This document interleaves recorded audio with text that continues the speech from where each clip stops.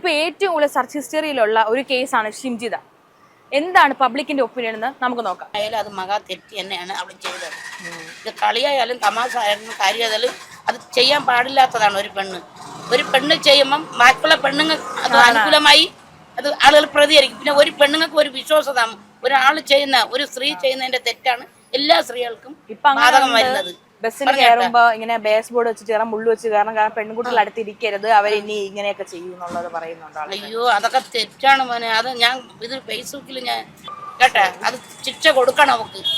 നമുക്ക് തല ഉയർത്തി നടക്കണമെങ്കിൽ അവക്കൊരു ശിക്ഷ കൊടുക്കണം.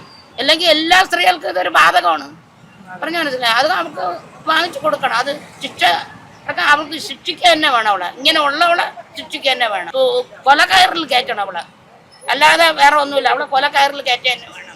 അവളൊരു പെറ്റ ഒരു കൊച്ചിനാണെങ്കിൽ അവളെ മോനാണ് അത് ചേർന്ന് അവൾക്ക് സഹിക്കുമോ? അതുകൊണ്ട് അവൾക്ക് ശിക്ഷ വാങ്ങി കൊടുക്കണം.